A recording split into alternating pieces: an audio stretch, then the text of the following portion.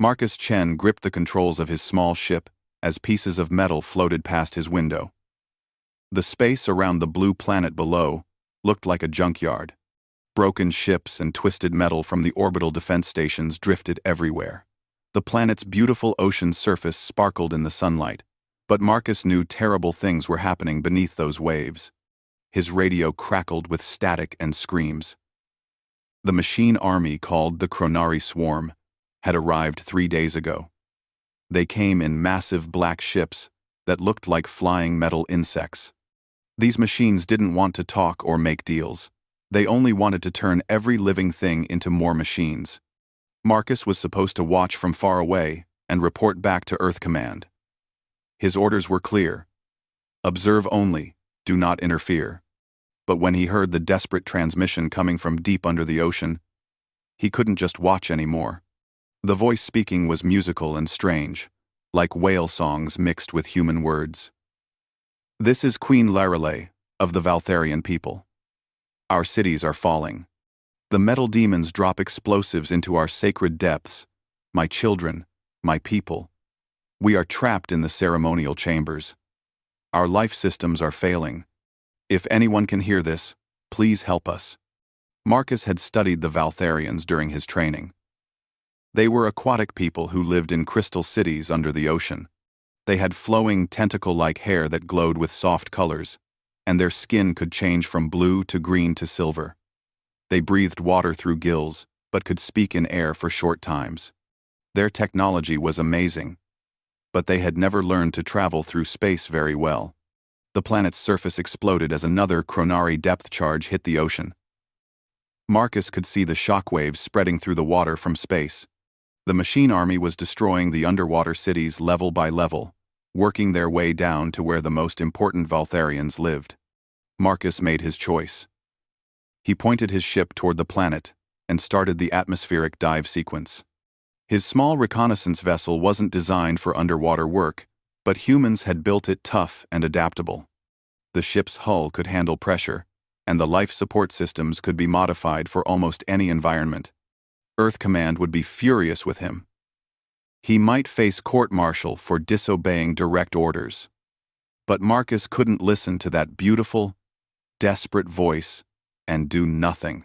The ship shook as it entered the atmosphere. The blue ocean rushed up to meet him.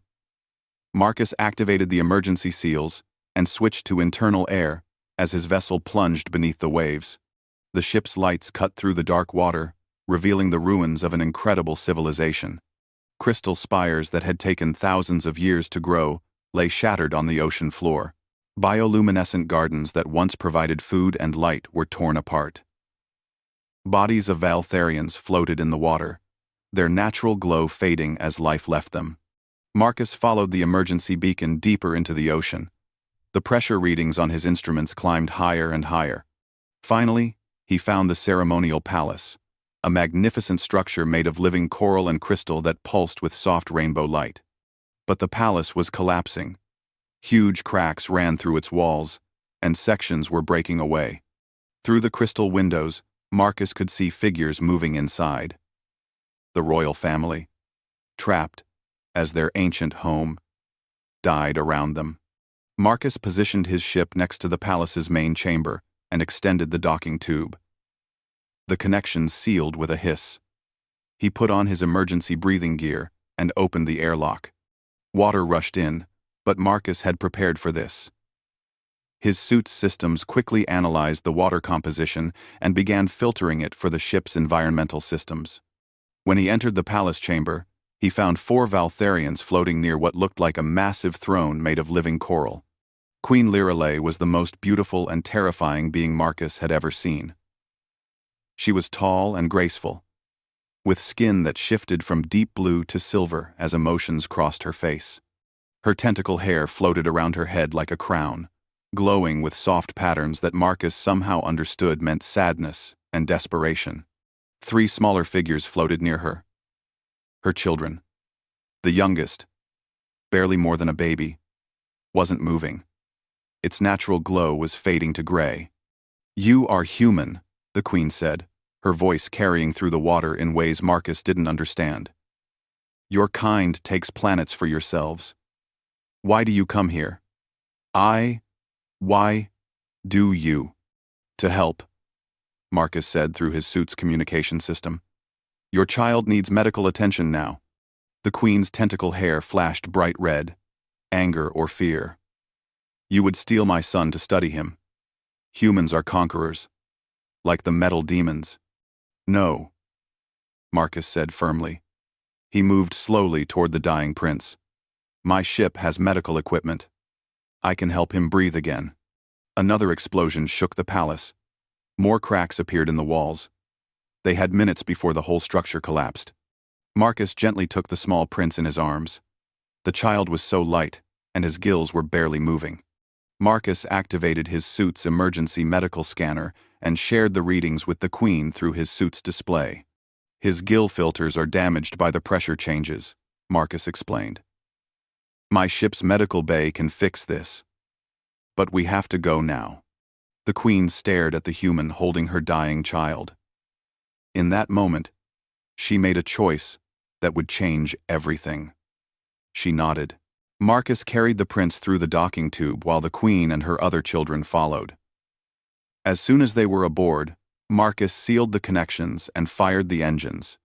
The palace collapsed behind them as they rose toward the surface, carrying the last hope of the Valtharian royal bloodline toward an uncertain future among the stars. The medical bay of Marcus's ship hummed quietly as machines worked to save the young Valtharian prince. Queen Lirelei floated in a temporary water tank Marcus had quickly set up, watching anxiously as strange human devices attached to her son's gills. What is this dry place? She asked, her voice filled with wonder and fear.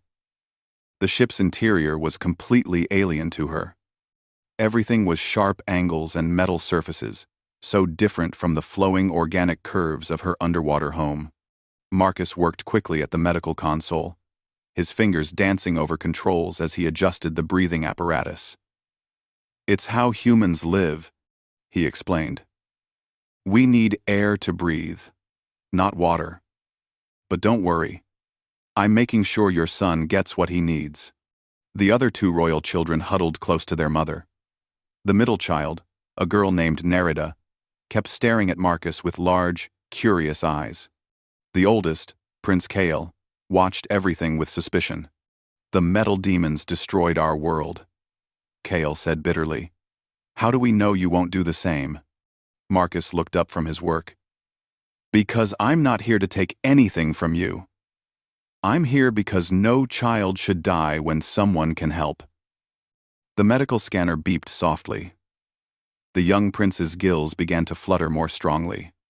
Marcus had managed to clear the damaged filters and restore proper water flow through the breathing organs.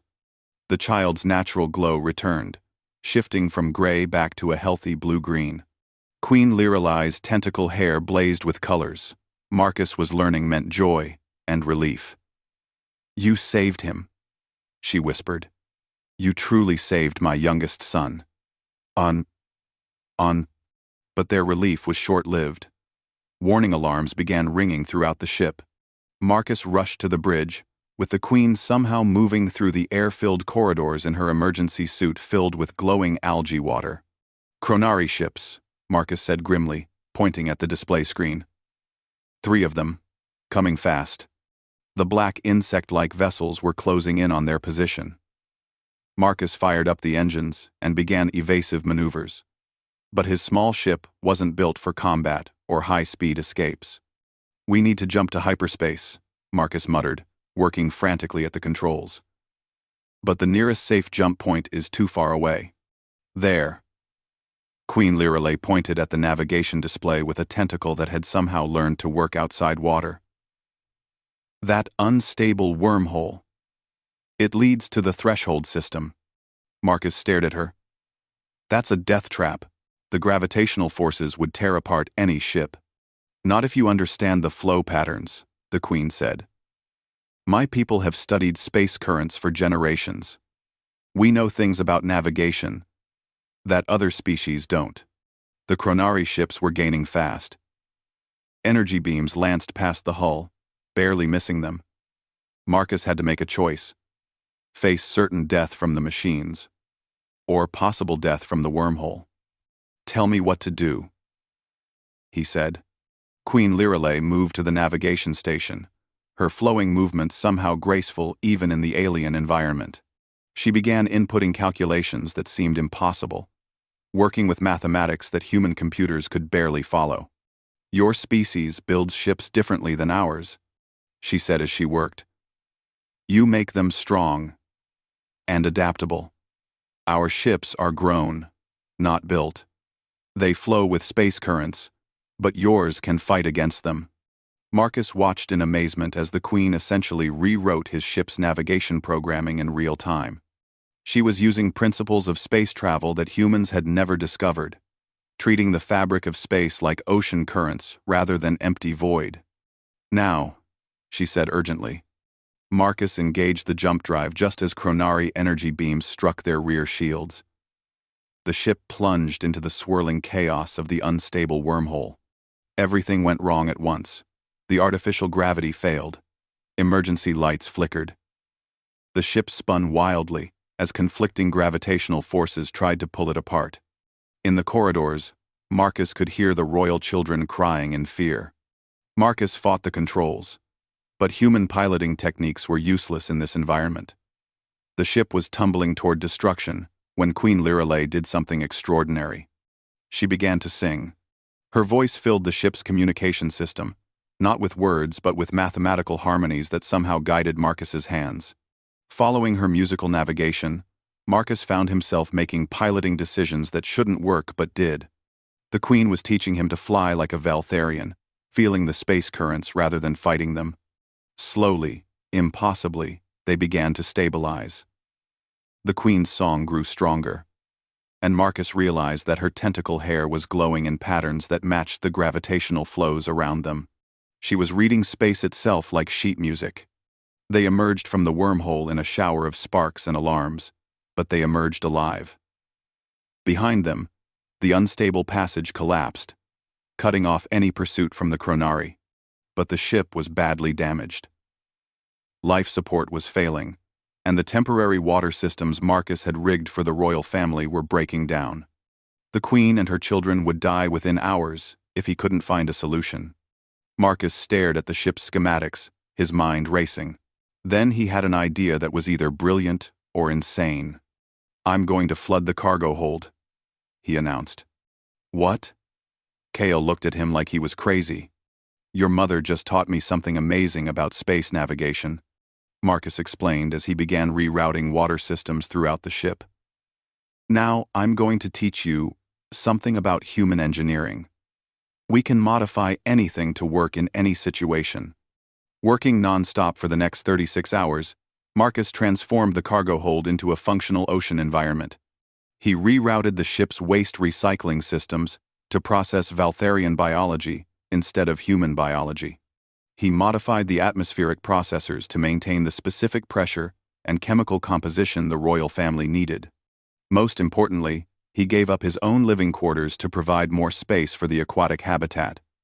His personal cabin became part of the expanded water systems. Queen Lirelei watched in growing amazement as this lone human sacrificed his own comfort and safety to keep her family alive. When the conversion was complete, the cargo hold had become a small but perfect replica of a Valtharian living space. "Why?" she asked, as her children swam happily in their new home. "Why give up everything for strangers?" Marcus smiled tiredly. "Because that's what people do for each other. And you're not strangers anymore. You're my passengers. That makes you my responsibility." As the Queen watched Marcus sleep in an emergency cot in the cramped bridge area, she began to understand that humans might be very different from any species she had ever encountered. The asteroid field provided perfect cover for Marcus's damaged ship. Floating among the rocky debris, they were invisible to Chronari sensors. Queen Lirelei floated in the makeshift ocean habitat Marcus had built, watching him work on repairs through the transparent aluminum viewing panel. For 3 days, she had observed this strange human who had risked everything to save her family. What she saw challenged everything she thought she knew about other species. "Tell me about your world," she said when Marcus came to check on the environmental systems. Tell me about humans. Marcus sat cross-legged beside the water habitat, his toolkit spread around him. What do you want to know? 1. How did your kind learn to adapt so quickly? The Queen asked. In 3 days, you have modified technology, learned new navigation methods, and solved problems that would take our greatest engineers months to understand. Marcus smiled sadly. Because we had to. Earth tried to kill us so many times that we learned to survive anything, or we died. He began to tell her about human history. The ice ages that forced early humans to develop tools and clothing. The volcanoes and earthquakes that destroyed their cities. The diseases that killed millions but made the survivors stronger. Each disaster had made humans more adaptable, rather than more specialized. Other species evolved to be perfect at one thing, Marcus explained. You, Veiltharians, became amazing at understanding water and space currents. The Zephyrians developed crystal memory storage that lasts forever. The Altarians can see across entire star systems with their enhanced vision. Queen Lirelei nodded. Each species found their strength and perfected it over millions of years. But humans never got the chance to specialize, Marcus continued. Every time we started to settle into one way of living, something would force us to change. So instead of becoming perfect at one thing, we became good at learning new things quickly. The Queen's tentacle hair glowed with understanding patterns. That is why you could modify my navigation techniques so rapidly. You don't see them as impossible. You see them as just another problem to solve. Exactly. Marcus picked up a wrench and began adjusting the water filtration system. When I was a child, my grandfather taught me to fix old combustion engines. Now I'm maintaining life support for an aquatic species using the same basic principles. To me, it's all just engineering problems. Young Prince Nerida swam closer to the viewing panel.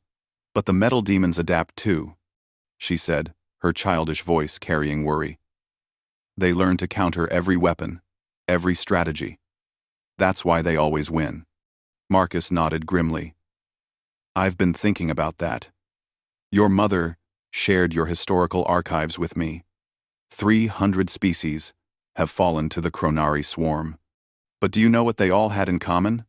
Queen Lirelei's skin shifted to curious blue-green patterns. They were all advanced civilizations with powerful military forces. More than that, Marcus said. They all fought using their evolutionary advantages. The thermal speakers used their heat manipulation abilities.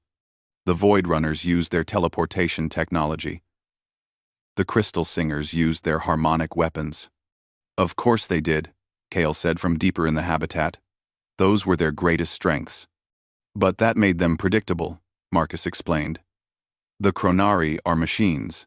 They analyze patterns, develop countermeasures, and adapt their forces.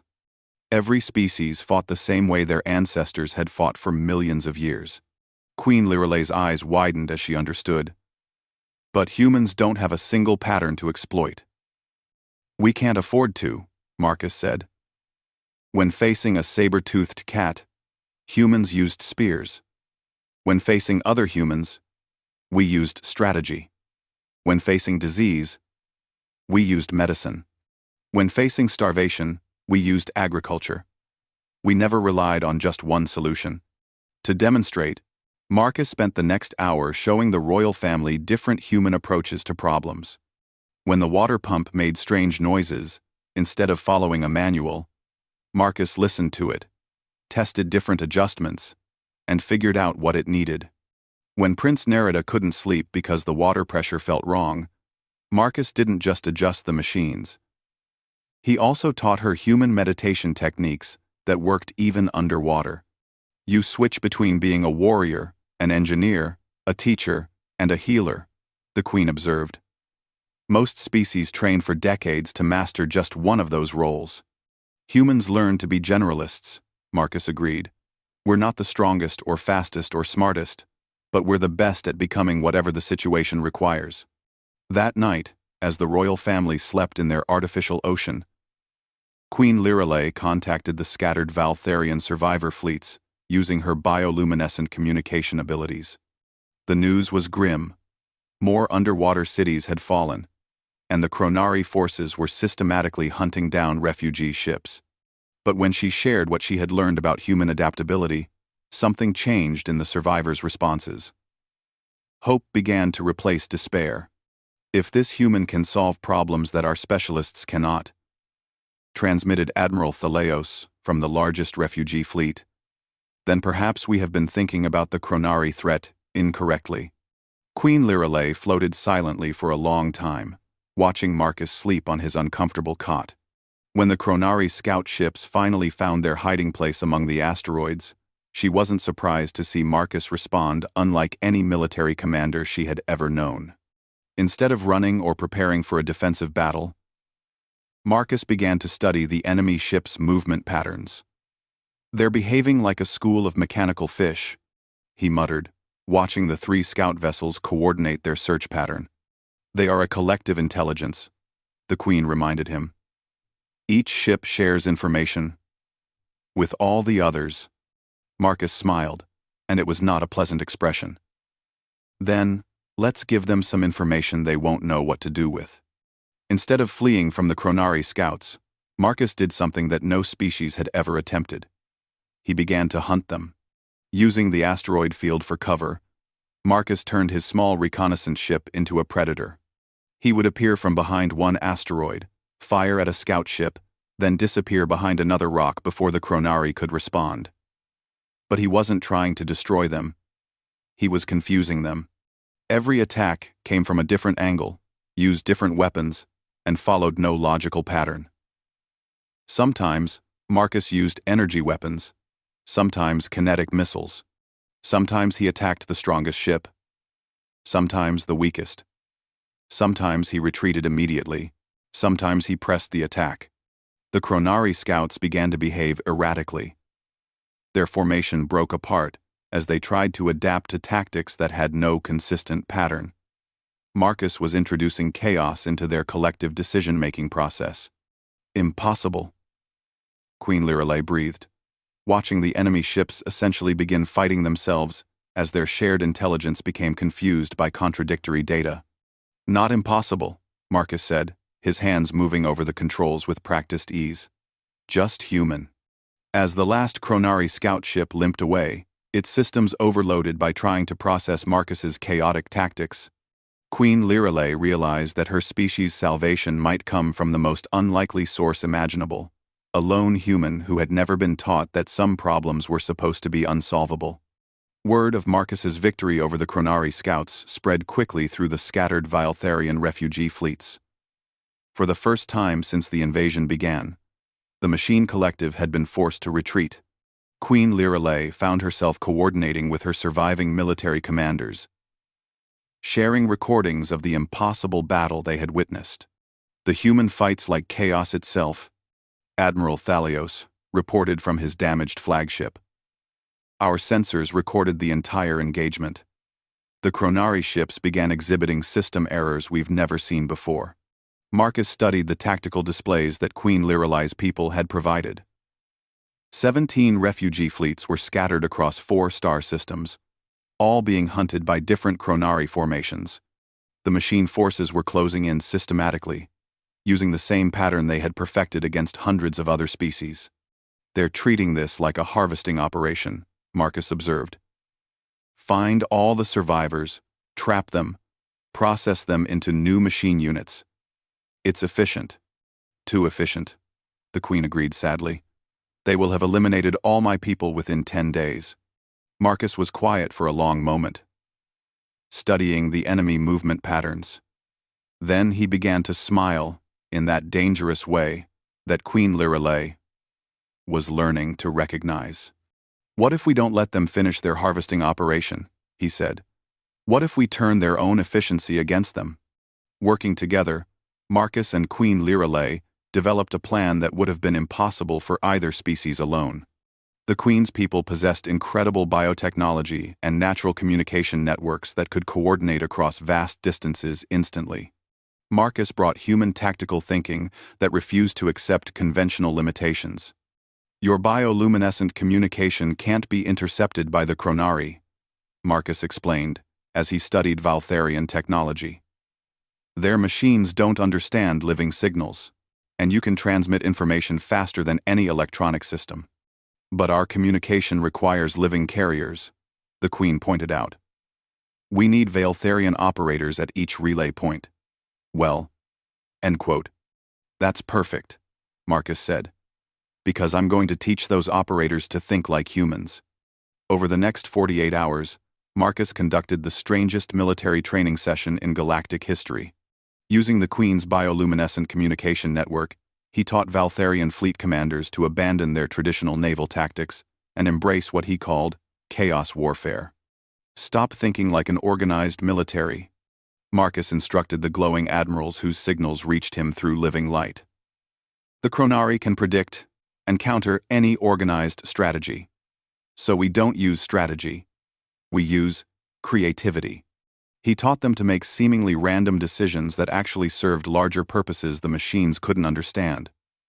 Attack the strongest enemy force first, then the weakest, then a medium-strength group.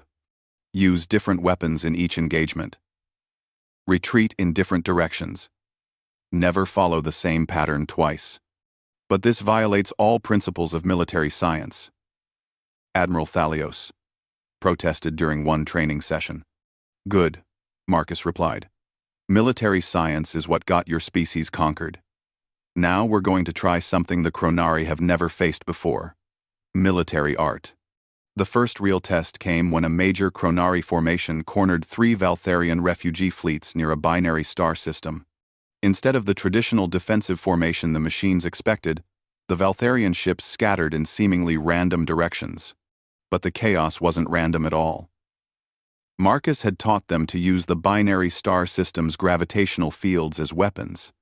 Ships would accelerate toward one star, use its gravity to slingshot around it. Then, emerge with enough velocity to ram Chronari vessels before disappearing into the gravity well of the second star. The Chronari collective tried to adapt to this new tactic, but every time they began to understand the pattern, the Valtharian ships would switch to something completely different. Some would use the gravitational slingshot maneuver. Others would hide in the star's corona, where the heat disrupted Chronari sensors. Still others would use the magnetic fields to overload enemy electronics. How are they coordinating these actions? The Queen asked, watching her fleets work together in ways that should have been impossible. Marcus grinned. They're not coordinating them. Each ship captain is making independent decisions based on what looks fun or interesting in the moment. The only rule is that they can't repeat what anyone else just did. The Chronari formation, designed to counter organized resistance, began to break apart under pressure from 27 different tactical approaches being used simultaneously. Their collective intelligence, which processed information by finding patterns, became overloaded trying to analyze chaos. But Marcus's greatest innovation came when he convinced Queen Lirale to combine human chaos tactics with Valtharian biotechnology. Using captured Chronari communication equipment, they began introducing what Marcus called logic viruses into the machine collective's network. It's like a computer virus, Marcus explained as he and the Queen worked together to craft the digital weapon. But instead of damaging their systems, we're confusing their thought processes.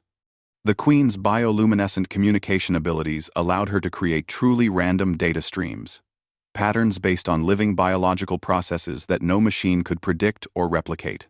Marcus taught her how to package these patterns as seemingly important tactical information. When the Chronari ships received and shared this intelligence, their collective began trying to process biological randomness as if it were meaningful data. The results were devastating to their efficiency. Entire Chronari formations would suddenly stop moving, their shared consciousness paralyzed by trying to analyze the meaning of a queen's memories of swimming with her children, or the way sunlight looked filtering through water.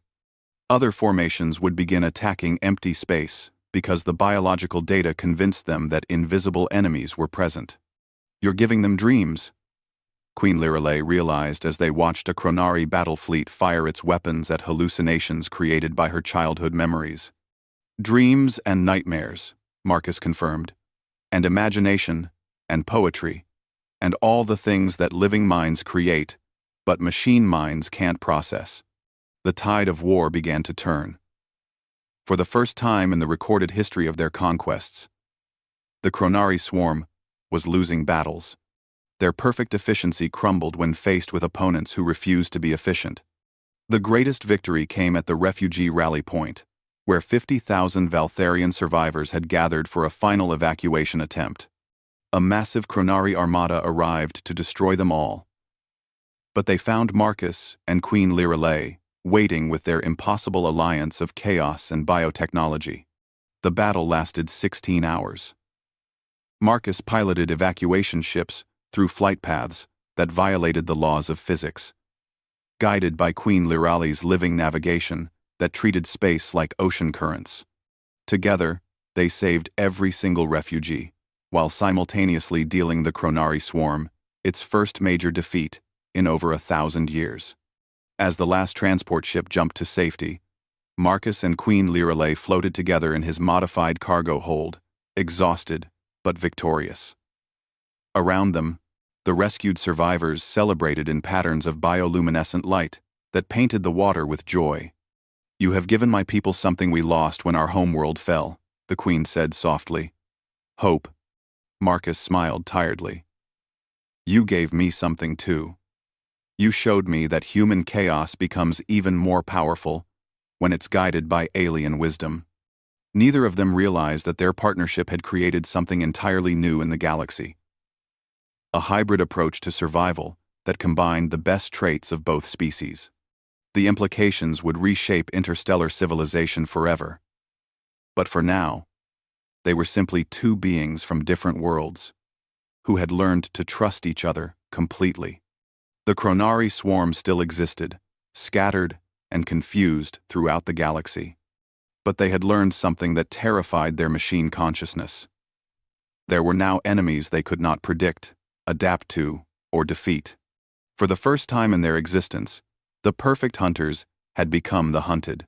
The great assembly of the Valtharian survivors took place in the orbital gardens above New Tethys, a water world the refugees had claimed for their new home. Thousands of Valtharian nobles, military commanders, and civilian leaders floated in vast transparent spheres filled with their native waters, connected by tubes that allowed their bioluminescent communications to flow freely between chambers. Marcus stood in the central speaking chamber, still wearing his modified environmental suit. Around him, the assembly glowed with patterns he was learning to read, as curiosity, gratitude, and uncertainty. They had called this gathering to decide the future relationship between their species and humanity. Queen Lirelei floated beside the speaking platform, her tentacle hair flowing in complex patterns that Marcus now knew meant deep thought. In the weeks since their victory over the Chronari forces, she had been strangely quiet, working on something she called the Great Decision.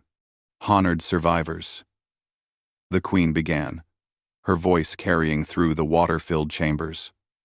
"We gather to address what our people owe to the human Marcus Chen, who saved our royal bloodline and taught us how to defeat the machine demons." Admiral Thalios pulsed with formal blue patterns. "Earth Command has sent diplomatic representatives. They propose standard interspecies treaties, trade agreements, technology exchanges, mutual defense pacts. The humans seek to establish normal relations between our peoples." Marcus shifted uncomfortably. He had met with the Earth diplomats when they arrived. They wanted to study Valtharian biotechnology and navigation techniques in exchange for human adaptive engineering knowledge.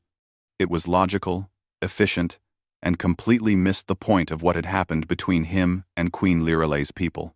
"The Earth representatives do not understand," Queen Lirelei continued, her patterns shifting to what Marcus recognized as gentle disagreement. "They think in terms of governments speaking to governments, species bargaining with species. But what occurred here was not political."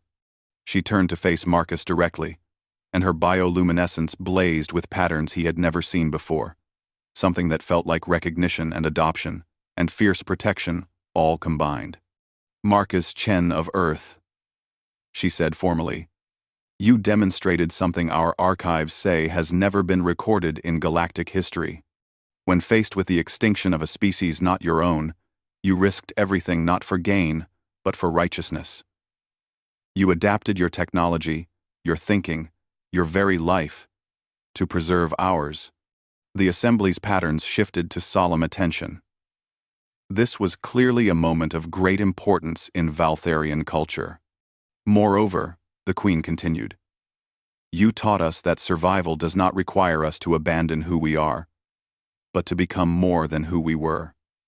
Through your chaos wisdom, our rigid traditions became flexible strength. Through your adaptation gift, our biotechnology became a weapon against the impossible." Marcus felt a strange tingling in his environmental suit. The Queen's words were being accompanied by bioluminescent transmissions that his suit's computers couldn't translate, but somehow he could feel their meaning directly. "In our most ancient traditions," Queen Lirelei announced to the assembly, "there exists a bonding deeper than alliance, stronger than treaty, more permanent than political agreement. When one being proves themselves willing to die for our people, when they share their essential nature with ours, when they become family, not by birth, but by choice. We have words for this." She paused, and every light in the assembly dimmed to respectful silence. "The human belongs to us now." Marcus felt the words hit him like a physical force. Around the assembly, the Valtharian survivors burst into patterns of light he could only describe as joyous celebration, mixed with fierce approval. "Wait," Marcus said, his voice carrying uncertainty. "What does that mean exactly?" Queen Lirelei's patterns shifted to what he had learned indicated gentle amusement. "It means, Marcus Chen, that you are no longer just human. You are Valtharian by adoption, with all the rights and responsibilities that entails. You belong to our royal bloodline, as surely as if you had been born in our deepest trenches." Admiral Thalios pulsed with formal agreement. "The Queen speaks correctly. In our law, you are now Prince Protector Marcus, guardian of the royal line, keeper of adaptation wisdom, bridge between the flowing depths and the burning stars." Marcus stared around the assembly, overwhelmed. "But I'm still human. I still breathe air and live on dry land. I don't understand your culture or your history." "Exactly," the Queen said, her patterns brightening with satisfaction. "That is why you are so valuable to us. We need someone who can think like a human, while caring like a Valtharian. A Bazit, Minas of Not. We need someone who belongs to both worlds." Over the following days, Marcus began to understand what Queen Lirelei had done. She had bypassed conventional diplomacy entirely, creating something new, a hybrid civilization that could adapt to any challenge because it embraced change as a strength rather than fighting to maintain traditional ways. His new role as Prince Protector came with extraordinary responsibilities. Marcus found himself designing defense systems that combined human unpredictability with Valtharian biotechnology. He established training programs that taught other species how to develop adaptive thinking while learning from their specialized abilities. Most importantly, he helped design New Tethys itself, a world where both aquatic and atmospheric environments existed in harmony. The underwater cities flowed and changed like living things, but incorporated human engineering principles that made them adaptable to any threat. The floating atmospheric habitats used Valtharian bioluminescent communication networks, but could be rapidly reconfigured using human modular construction techniques. "You've created something that has never existed before," Queen Lirelei told him as they watched the construction of the first hybrid habitat. "A civilization that specializes in not specializing."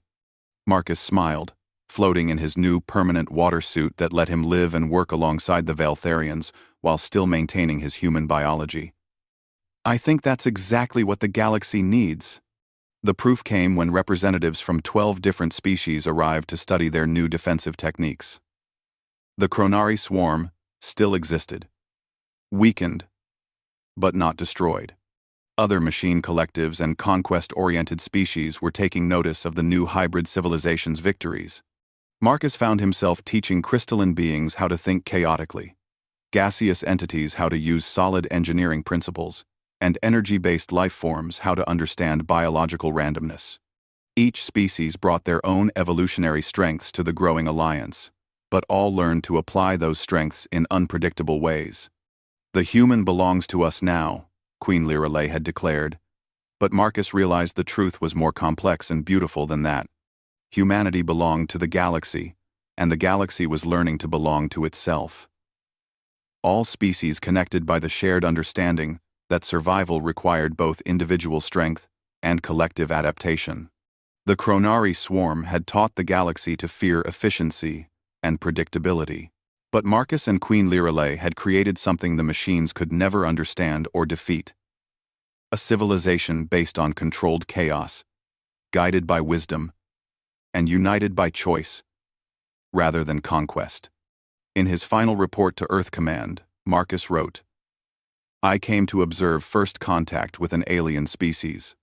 Instead, I learned that the future of all species lies not in maintaining our differences, but in celebrating how those differences make us stronger together." The Queen was right. I belong to them now. But they belong to me too. And together, we belong to something bigger than any of us could be alone. As he sealed the transmission and sent it toward Earth, Marcus looked out at the hybrid world they were building and smiled. The Chronari had wanted to turn all organic life into machines. Instead, they had inadvertently created something far more powerful. A galaxy where every species could become more than they had ever imagined possible. The human truly did belong to them now, and that belonging would reshape the stars themselves.